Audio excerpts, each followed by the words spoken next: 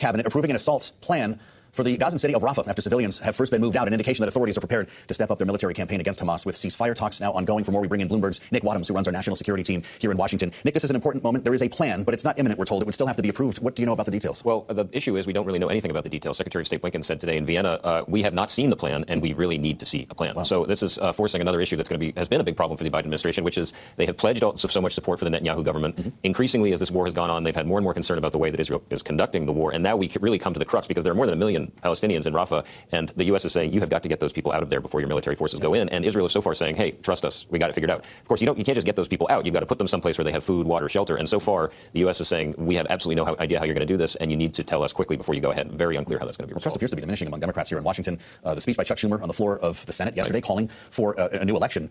Reaction today from President Joe Biden. He was asked about what Chuck Schumer had to say. Here's how he responded. Senator Schumer contacted my staff, my senior staff. He's going to make that speech, and I'm not going to elaborate on the speech. He made a good speech, and I think he expressed a serious concern, shared not only by him but by many Americans. He's surprised to hear essentially an endorsement from the commander-in-chief? It's very difficult to tell what exactly the president means there when there could be a lot riding on the idea of him saying it's a good speech. I mean, sure. In some ways, this does serve the administration's interest, because it means that they have other people who are putting the pressure on Netanyahu. I mean, there's only so much that President Biden wants to say publicly. Obviously, as far as we're being told, those messages really are being delivered through back channels. But given his public embrace of Netanyahu early on in the war and continuing to supply military aid, ammunition, and things like that, to turn around now and then say, to tell him to step aside. I mean, the president does not want to be seen interfering in another country's election. So that's a real no-go zone for him. Fascinating. Just quickly, his meeting, of course, his green tie reminds us with the Taoiseach today. The Irish Prime Minister is in town, and we understand the Prime Minister got quite an earful with 4,000 comments from his voters urging him in some cases not to come to the U.S., but to also take a stand on our policy in Israel and Gaza. Did the president get an earful from him today? Well, we're still trying to figure out what exactly was said in that, because obviously it's not in President Biden's interest to say that he got an earful from the Prime Minister. But what this does, again, is show actually to some degree how much of a benefit it was for President Biden to have Chuck Schumer give that speech, because it shows, listen, I'm paying attention, I hear these voices, and we are taking them into consideration. The question is, okay, what now? There are a lot of senators who are calling for conditions on military aid to Israel. The administration has not been willing to go that far. But they are happy to have these voices out there, especially from folks like Chuck Schumer, because it shows he's listening, he's paying attention, he's thinking about what to do next. I mean, what's clear is this is not really sustainable for the Biden administration if Israel does not come up with that plan for Rafah. This is clearly an important moment. Nick, thank you for walking us through it. Nick Wadhams from our Washington bureau here at Bloomberg. The state of the economy also front and center for many American voters. Of course, and next week, a rare decision, I should say, and important news conference from Fed Chair Jay Powell could provide some clues about the central bank's next move. We want to get to this by way of politics with David Wilcox of Bloomberg Economics. David, it's great to see you. You've been writing about this on the terminal, about the extent to which politics might play into the Fed's plan for the year ahead. A lot of people assume that Jay Powell is going to be listening to Joe Biden and Donald Trump, and your research has found exactly the opposite. It's true. Every time during the presidential election year, the Fed comes under suspicion from all sides that it's going to rig the dice in terms of its rate-setting decisions. Politicians on both sides of the aisle are anxious that the Fed will act to advance the interest of the other party. Investors assume that the Fed will sit still in order to try to stay out of the partisan crossfire. I took a close look at the statistical evidence and concluded that, as best as I could tell, for the past 3 decades, there's no evidence to support those fears. 3 decades of data to put forth here. It's really pretty remarkable, because that suspicion is alive in the markets and in Washington. You're going to be disappointing Donald Trump here. He tended to be just a tweet away from talking to Jay Powell. With your expertise on this, though, David, give us a sense of what we're looking for next week. We've had some tough economic data for this administration to the point where people are doubting that rate cuts will come anytime soon. I think it's clear the Fed's going to postpone its rate cut decision until later in the year. The baseline expectation of my colleagues in Bloomberg Economics is the first rate cut will come in May. There's some risk with strong inflation data, activity continuing to be well sustained, that may get pushed back to June. But we're still expecting 2 or 3 rate cuts over the course of this year. The situation is normalizing, getting better. Inflation will come down toward the Fed's 2% objective, and that'll provide the backdrop the Fed needs to take that first step in the cutting cycle. Yeah, fascinating. A new Bloomberg News survey of economists, 49 of them finds expectations of 3 rate cuts this year and 4 next. We'll see what next week tells us. Our thanks to David Wilcox of Bloomberg Economics. Coming up on Balance of Power, 3 big developments in the Donald Trump legal world in just the past 24 hours. We'll go through it with former federal prosecutor Jessica Roth. Will there be any trial before the election? That remains a question. This is Balance of Power on Bloomberg TV and radio.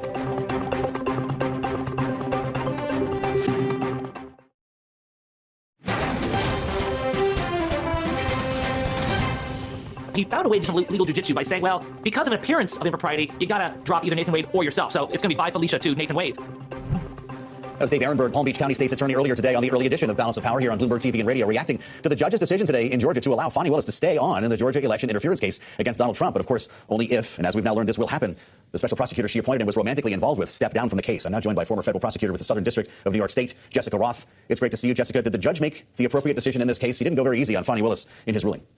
So he reached an opinion that I think is well reasoned.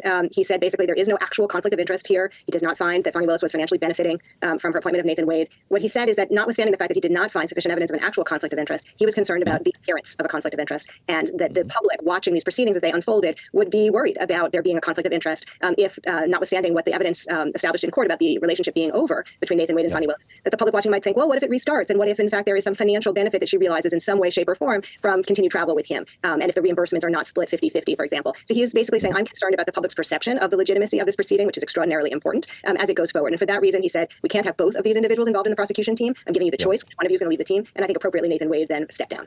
Well, I'll tell you what, Judge McAfee, as I said, didn't go very easy on her. He refers to her unprofessional manner as a witness at the hearing in which she described her relationship, and then went on to describe an odor of mendacity that remains. Why would this person be kept in front of a trial if that's the case? The language that you're citing is really extraordinary in this opinion. I mean, I can't think of another time that I've seen a prosecutor described in such terms. So it's, if I were Fani Willis, odor of mendacity means that she lied, doesn't it?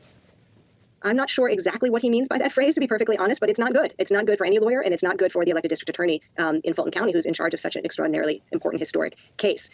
He did find, however, and I think it is important, that he did not see any way in which Donald Trump or any of the other defendants in this case had been prejudiced in terms of the fairness of the proceedings. He didn't think that their due process rights had been in any way violated. So he did take pains to point that out. That's why he didn't dismiss the indictment as a remedy. But he clearly took Fani Willis to task in those portions of the opinion that you referred to for her unprofessional conduct as a witness on the stand, and also for her errors of judgment. We called it terrible judgment in hiring Nathan Wade. And engaging in the sort of fast and loose approach to documenting how costs were split between them when she should have been aware that her behavior would be under the utmost scrutiny. Jessica, I need you to help me understand what is happening in New York, where what appeared to be the one trial that would take place before the election now appears to be inevitably delayed after thousands of documents were delivered late by the Southern District of New York. Alvin Bragg, the DA, this is the hush money case, the Stormy Daniels case, says the new documents include materials he requested more than a year ago. I know this might get a little bit close to your resume in this case, Jessica, but is the Southern District of New York to blame here? Well, it certainly looks like their delay in producing these documents is the only identifiable source of the present delay, the adjournment that you just alluded to. So I'm scratching my head, like many alums of the office and other observers, trying to understand what happened here. In the DA's filing, he said he put some blame on Trump for having delayed in requesting documents as long as he did. But obviously, they'd been requested earlier. There could have been follow-up earlier. But it does seem like the SDNY was late in turning these documents over, and we just don't have the explanation yet for why they held them back, whether there was some law enforcement concern about turning them over. We really don't know. And so I want to wait to evaluate the situation and we see both what is in the documents and what the explanation is, if one is proffered, for why the delay. But we really are in this extraordinary situation where that trial that we thought was going to go forward quite firmly on March 25th is at this point adjourned to the middle of April, and who knows what will happen beyond that. We're going to wait and see what information is forthcoming about those documents from the SDNY and what the reasons were for not turning it over earlier. That is remarkable. Jessica, we've got less than a minute left. Does that mean then that we could well be in a world in which none of these trials happen before the election? It really is extraordinary. I mean, not too long ago, we thought that Donald Trump was going to be involved in criminal trials one after the other up until Election Day, potentially. And now it really does seem like a possibility that there may be 0 trials before Election Day. We have to wait and see what the Supreme Court does with respect to the immunity question in Jack Smith's January 6th case. But at this point, it doesn't look like there's anything that's about to go forward. Amazing. It's great to have you, Jessica. Thank you. As always, Jessica Roth with us here on Balance of Power. Coming up, the Taoiseach at the White House today and on Capitol Hill, meeting with Joe Biden, the Irish Prime Minister. As far as that friendship goes, it keeps increasing, not diminishing. President Biden meeting earlier with the Prime Minister of Ireland, the Taoiseach, ahead of St. Patrick's Day celebrations this Sunday. I had a chance to catch up yesterday with Joe Kennedy, the former congressman from Massachusetts, is now the U.S. Special Envoy for Northern Ireland, where the executive was just reinstated 6 weeks ago following a long-running boycott of Brexit by the Democratic Unionist Party there. Now that the government is back up and running in this fashion, he talked to us about the significance of this moment. Here he is. Any administration, any president of the United States gets pulled in a number of different competing directions. I think it's probably not going to come as a surprise to anybody in this room when I say President Biden is committed to the island of Ireland. Probably not a shock with anybody, right? But he's committed to the island of Ireland, right? You have a president of the United States that made a point to visit the island, north and south, for a series of days just last year to help celebrate and recognize, yes, the historic achievement of 25 years of peace and stability brought on by the Belfast Good Friday Agreement, but to set the stage exactly where the First Minister and Deputy First Minister put it, of we can recognize and celebrate that past, but let's prepare for and celebrate and reach for that future. When I come into Belfast and head of civil service took me up to the top of the big cranes in Samson and Goliath, and I took a panoramic selfie, which is somewhat hard to do, but we did, up on top, because I wanted a picture of that harbor, so that when I go back there in 10 years, I can take a look at what it used to look like, because it will not look that way in 10 years, because there's just too much talent, there's too much opportunity. Special Envoy Kennedy, the corporate tax rate is 25%. Do I have that right? Yeah. What does that mean internationally as we all debate things like minimum corporate taxes? It's something that we're talking about here in Washington every day. So there's a differential, obviously, between the tax rate in Northern Ireland and the tax rate in the Republic of Ireland. We've had this conversation, Joe, I've heard this conversation about 12 times in the past 36 hours. Forgive me. Because it's an issue. A lower tax rate only works if you have the talent talent to actually perform. Right? Massachusetts, our beloved town in Boston, Massachusetts isn't known for its lowest tax rate. What Massachusetts is known for is talent. And so, look, there's other issues out there. There are decisions for policymakers to decide about what the appropriate tax rate should be for Northern Ireland. That's not for me to decide. That being said, what is unequivocal is that it's going to be in a world that is going to become increasingly competitive for talent. Northern Ireland's got it. And not only does it have it, you've heard from both of these gentlemen that the institutions of Queens and Ulster have been instrumental at ensuring that they will continue to innovate off of that, to continue to provide employers with employees that have the skill set that they need. And that connection is so critically important. That was U.S. Special Envoy for Northern Ireland, Joe Kennedy, talking with us in Washington and here on Balance of Power. Coming up, the biggest challenges facing world leaders in 2024. We'll speak with Mauricio Lidio, Brazilian envoy. This is Balance of Power on Bloomberg TV and radio. I'm Joe Matthew in Washington. Kaylee Lyons will be back on Monday. As Brazil prepares to host the G20 Leaders Summit this year in Rio de Janeiro, poverty, the climate, and the stability of global financial institutions are all on the agenda, along with discord around the globe. Joining us now, Mauricio Lidio, Brazil's envoy for the G20 and Secretary of Economic and Financial Affairs at the Ministry of Foreign Affairs. It's great to see you, sir. Welcome to Washington, and thanks for talking with us. Thank you very much. It's a pleasure to be with you. I was listening to you speak at the Wilson Center this week. You described a moment of growing antagonism, rivalries that are reappearing, and conflicts that are springing everywhere, you said. Will this G20 bring a platform to resolve these growing issues? Well, I would say the main task that Brazil has for G20, first is to keep dialogue afloat. We need to have a G20 which is functioning well, keeping countries discussing the important issues, and as much as possible to concentrate on those issues that Brazil considers to be the most important points and objectives of the international agenda, like overcoming poverty, fighting hunger, reducing inequality. So Brazil would like to see a G20 which is focused not on conflicts, but focused on the main, I would say, common objectives that we have, including sustainable development and the fight against climate change. So let's have a more positive agenda on that. Yeah, well, much was said at the G20 finance ministers meeting. I'm sure, as you remember, there was disagreement over how to characterize the war in Ukraine, and we were left with a communique that nobody would sign. How do you avoid a scenario like that? Well, I think that we should see G20 in a more comprehensive way. We are going to have 120 meetings in G20, including the summit in Rio in November, 18 and 19 of November. And what we have been witnessing in all the meetings, and we have already had more than 30 meetings, is a wide convergence on the objectives that Brazil has established for G20. For example, launching a global alliance against hunger and poverty, also a mobilization against climate change. So I see, I would say, good prospects for advancing all those issues because the negotiation around those issues have been advancing well. Yeah. Well, this is a real peek behind the curtain that you're giving us. People tend to see a big family photo and they read a communique at the end of a G20. These are conversations that start months in advance with envoys like you from each country. But of course, you're hosting the G20, so you obviously have a much greater influence on the way this is going to roll out. But these are the meetings that determine the agenda that the leaders will follow. Is that right? Yes. But let's not over-exaggerate the importance of one specific communique in a specific meeting, because the most important communique will be the leaders' declaration at the end of the process, right? And for that purpose, the idea that we have concrete results by the summit is something that we think it's achievable, because so far, Brazil has been receiving a wide support for those priorities that we established. The three of them, as I said, the question of poverty and hunger, the question of climate change, and the other question which is important, global governance. So that we can have more productive and constructive dialogue in order to achieve those objectives. President Lula is again calling to reform the United Nations and other multinational organizations. Think the World Bank, because they are, quote, this is from your foreign minister, not equipped to deal with current challenges. As we see the paralysis in the UN Security Council, for instance, how is the G20 different in its ability to affect the global conversation? Yes. No, these, I would say, very dire situation in which, for example, last year we had a record number of conflicts in the world, 183. Among states, within states. So it is a record in 30 years. We are back to the Cold War times in terms of number of conflicts. Yeah, how about that? So we need a strong UN, because the UN, the United Nations, was created to preserve peace and avoid war. So the main organization to deal with that is not today managing to have its task fulfilled, because disagreements are happening. So we need to give a push to the reform. But it comes to the other question that you presented. G20 is not itself an international organization. Right. So it does not establish the norms, but it establishes, in a way, part of the agenda and influences a lot the agenda and the process in other organizations. So one of the objectives that Brazil has is to push for the reform of the UN with G20. That's why we are planning to do, for the first time in history, one meeting of G20 inside the headquarters of the United Nations. It will be in September 26th. So that from inside we can also give a push to the reform. Well, so you talk about reform that's necessary in these groups. Look at what's happening in the Security Council. Russia is a big part of the problem here. And there have been suggestions that Russia should be kicked out of groups like these, should be kicked out of the G20. I don't know your thought on that. Some think that it's more effective to keep them in the fold and have a dialogue. What does Russia deserve?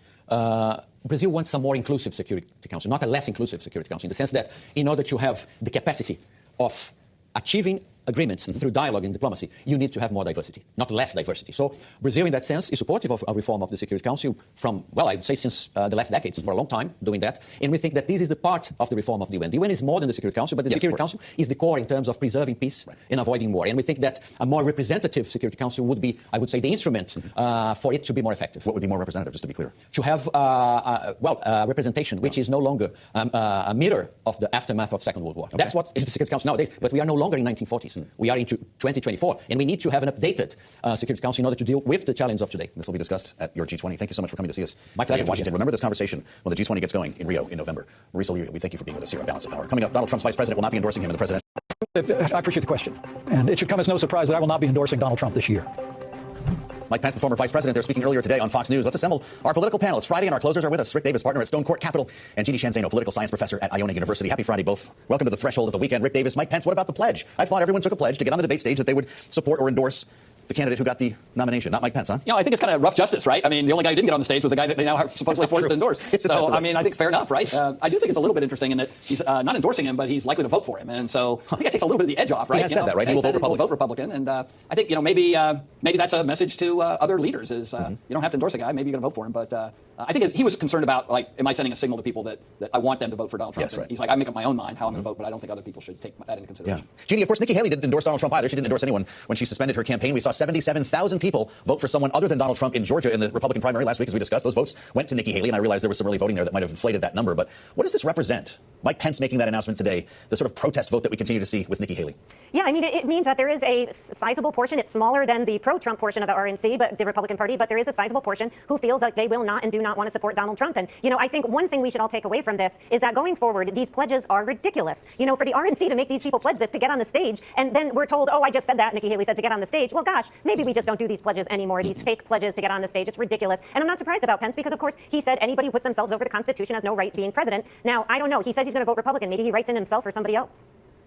Sure, maybe a little Ronald Reagan right in. Or, we saw a lot of Republicans leave that top of the ticket blank in states like Georgia, this we've discussed. Rick, so I suppose there are some options here. But Donald Trump is about to head for Ohio this weekend. I'm not sure the point necessarily. This is a foregone conclusion for the primary next week, right? But he's targeting that Rust Belt where Joe Biden is struggling and needs to try to turn things around. We have another ruling today, or at least not just the Fonnie Willis ruling in Georgia, but it looks like the Alvin Bragg case in New York could be delayed. Is Donald Trump just coasting at this point to the convention? I don't think he's coasting in the sense that he feels like it's in the bag. I think he feels like the nomination's in the bag. Is, yeah. I think, it's likely that he's going to Ohio to influence the outcome of the Senate primary, which is red hot. He's got an endorsement there. Yep. So he'd love to declare victory that, his people are being nominated by the party just like he was. Right. He's taken over the RNC, so he now owns it, right? So if anything goes wrong, he owns it, he broke it, right? Yes. So I think that's something he's learned from the past, is that these organizations that are going to be affiliated with him by virtue of his, leadership and ownership of them in that regard, could reflect poorly on him if it doesn't go well. So I think it's a more learned campaign than it was in 16, certainly. And I think for that reason, he wants to not take anything for granted and wants to be able to win a Senate because obviously if he is elected president, he's going to want a Senate and a House to do his bidding. Well, and they see that being a major opportunity in Ohio. Jeannie, I want to ask you about this race. I'd like to hear from both of you on it. Bernie Moreno is the businessman from Cleveland endorsed by Donald Trump. And Jeannie, we're seeing an ad buy, and it's a pretty big one, almost $900,000 by a Democratic group in this case. It's called Duty and Country, to try to elevate Bernie Moreno above the establishment Republicans, including Matt Dolan, the state senator. We've seen this repeatedly in Democratic politics. Chuck Schumer helping to put this ad out, targeting, again, his name is Bernie Moreno. Let's get a sense of what the ad is like. MAGA Republican Bernie Moreno is too conservative for Ohio. In Washington, Moreno would do Donald Trump's bidding. That's why Trump endorsed Moreno, calling him exactly the type of MAGA fighter that we need in the United States Senate. Well, we've seen this movie before, Jeannie. The winner here is going to face the Democrat Sherrod Brown in this campaign. This is, I guess, the Democratic playbook now, right? Elevate the MAGA candidate to enhance your chances of winning? Yeah, and we saw this in California with Adam Schiff and Steve Garvey. We're seeing it again with Moreno. We should say that Sherrod Brown remains very popular in Ohio, and at least at this point, it looks like he would win the race, but there's still a long way to go. And certainly Democrats would rather run against Moreno than Dolan, because, of course, Dolan has been described by Moreno and others, certainly Donald Trump this weekend at the rally, as, a rhino, as, sort of Liz Cheney as a man. So, they're trying to hype that up so that they can get a candidate who they think Sherrod Brown would be able to beat in the general. It is, it's ugly, it is dirty politics, but it is politics, and nobody can be surprised by this. And I think they may be effective in this. They just got to hope that their bid pays off and Sherrod Brown does beat Moreno if he does beat Dolan. But the polls we've seen have Dolan and Moreno neck and neck at this point. Well, yeah, this is risky business, isn't it? Is this smart politics? I don't know how risky it is. I mean, in this case, it is a pretty close race. And when you look at the head-to-head of either one of these, Dolan or Moreno against Sherrod Brown, they both do equally poorly right now. I mean, it's early in the contest, but they're hovering around a 10-point loss in Ohio. Of course, a state that will go strong for Is it smart, though? Could Sherrod Brown more easily beat a MAGA candidate here than Matt Dolan? Well, I mean, that's the bet the Democrats are making. And this group, Duty and Country, I mean, that's just a front for Schumer's Senate Majority PAC. So everyone in the Senate side of the Democratic Party are making a bet that they can beat Moreno better than Dolan. But, those things can backfire, but their track record's pretty good. They've been playing in Republican primaries now for a couple of cycles, and they've been doing well. So sit back, wait and see what happens next week when we see what really comes out of that primary. Yeah, we'll find out Tuesday. Coming up, Rick and Jeannie back with us here on Balance of Power as we look ahead to the big deadline looming next Friday. Again, races against the clock with yet another partial government shutdown set to kick in 1 week from right now. Rick Davis, partner at Stone Court Capital, is with us alongside Jeannie Shanzano, political science professor. Jeannie, we're getting used to this. It's getting to be exhausting. Just ask any lawmaker, certainly member of the House. There's no real deal to avoid a shutdown next week. There are 6 spending bills left, and we're told that the Department of Homeland Security is a major sticking point when it comes to border policy. Are we going to finally shut down? I think we could. I hope not. It's not in anyone's interest. But at this point, what you hear about DHS, it is very, very concerning. And when I hear that Mike Johnson is in West Virginia talking about doing a laddered CR next time, but this time with 4 ladders or whatever steps, if you want to call them, I don't think my mind can compute this. I wish we would go back to 1, but that's what we're hearing. So hopefully we stay open. But I think it is going to be a struggle. And I, again, am not sure why they are not in this weekend hammering this out. Oh, this is the comedy portion of the program, Jeannie. They'll be back next week, I'm guessing. I've been introduced to the term criminibus. CR. Rick, tell me if this is possible. You have a CR because they can't figure out what to do with DHS for just that one agency and then package the rest of them. Could that actually see the light of day? It could. The reality is this is the kind of thing where you get to a conclusion because you're under the pressure. Okay. Last thing anybody wants to do is let the pressure off because then they're right back in like the throes of this thing next week. So, or a week after that. So the reality, I think, is they'll get a deal. They already know what the top line is. It's just a policy issue. Right. It's going to be something that they're going to have to just sort through. It's not hard stuff. It's not like we haven't been talking about legislative policy as it relates to the border a lot this year already, right? So the bandwidth is very narrow. And I think that in this case, the Republican majority will come to an agreement and that'll be something the Democrats can support.